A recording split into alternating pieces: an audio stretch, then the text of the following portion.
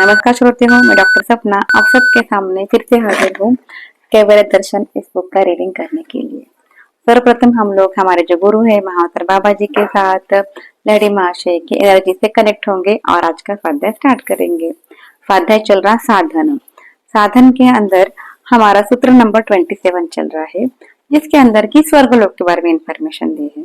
स्वर्गलोक already previous अध्याय के अंदर कंप्लीट हो चुका है। 7 स्वर्गलोक और 7 पाताल लोक। यहाँ पे 7 स्वर्गलोक कौन से हैं?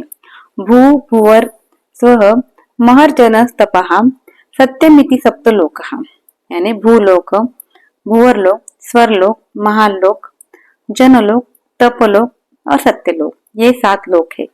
पहले जो 3 आते हैं ना, भू भुवर और स्वरलोक, इसको बोलते भौतिक सृष्टि का जगत। यहाँ पे मनुष्य को जो रहता है, प्रथम जो स्थूल शरीर रहता है, पहले इसमें अंदर भूलोक के अंदर जो सृष्टि दिख रहा है वो, उसके बाद भूवर के अंदर सूक्ष्म शरीर रहता है, 72 आधार नाड़ियां वगैरह रहते हैं, वहां पे षड चक्र भी रहते हैं। उसके बाद कारण जगत आता है हमारे स्वरलोक के अंदर, यानी पूरा एकदम भावना रहते हैं उसके अंदर भी थोड़े से। तो ये सब के अंदर हम लोग अफेक्ट होते हैं, हमारा बॉडी इस तीनों को अफेक्टेड रहता है।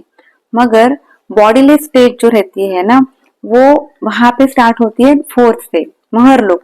यहाँ पे क्या होता है, ट्रांसफर हो जाती है। ये भौतिक जगत से महरलोक है, यहाँ से वो द्वार खुल जाता है।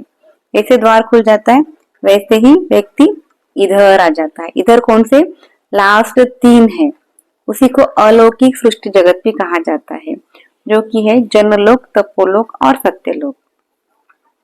तो भूलोक स्थूल जगत है, भूवरलोक सूक्ष्म जगत है, वहां पे विद्युत गुणों का मंडल भी कहा जाता है। उसके बाद स्वरलोक आता है, जो कि कारण शरीर है, वहां पे चुंबकीय ध्रुव एवं प्रभा मंडल का है। विद्युत शक्तियों का मंडल भी कहा जाता है। विद्युत गुणों का मंडल भूवरलोक, विद्युत शक्तियों का मंडल स्वरलोक।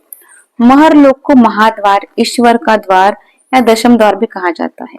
उसी को ब्रह्मरंध्र भी कहा जाता है, क्योंकि उसी द्वार से हम लोग, द्वार कहा जाता है क्योंकि यहाँ से वहां हम लोग शिफ्ट होते हैं। चुंबक और अणुओं का मंडल कहा जाता है उसी को।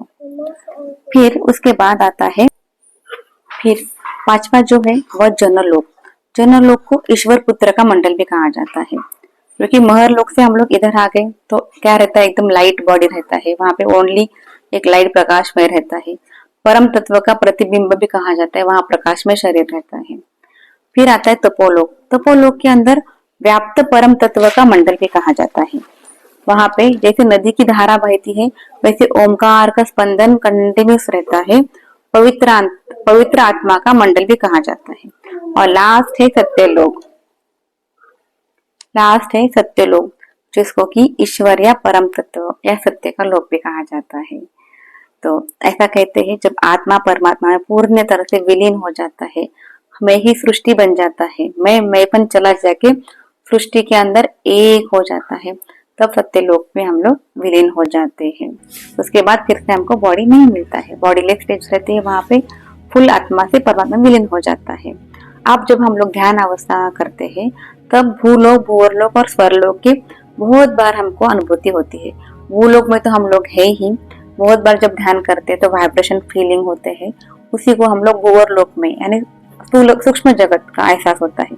फिर बहुत बार कारण जगत का भी एहसास होता है, जब हमारा कुंभक लग जाता है, केवल कुंभक बोलते हैं, श्वास रुक जाता है, दैट इज द कारण जगत की अवस्था रहती है, जहाँ पे चुंबकीय ध्रुव प्रभा मंडल रहता है, विद्युत शक्तियों का मंडल रहता है, और हम लोग बहुत सारा कॉस्मिक एनर्जी ले लेते हैं बॉडी के अंदर। और जो बाकी के जो है, ये थोड़ा थोड़ा अनुभव हम लोग कर सकते हैं ध्यान अवस्था के बाद, मगर जब पूर्णतः समाधि लग जाती है तब हम लोग शायद महाद्वार से आगे चले जाते हैं। तो इस तरह से बहुत ब्यूटीफुल इंफॉर्मेशन केवल दर्शन बुक के अंदर है। और डिटेल में इंफॉर्मेशन अगर आपको होना है स्वर्गलोक के बारे में, तो मैंने ऑलरेडी प्रीवियस वीडियो के अंदर अपलोड की हूँ, उसका लिंक मैं आपको भेजूंगी। तो आशा करती हूँ आपको ये वाला आज का भी टॉपिक बहुत अच्छा लगा होगा। मैं इसका फोटो भी आपको भेजूंगी, देखिए और एंजॉय कीजिए और हमारा ध्यान अवस्था के अंदर और प्रोग्रेस कीजिए। तो धन्यवाद, धन्यवाद, और आप सबका दिन शुभ और मंगलमय हो।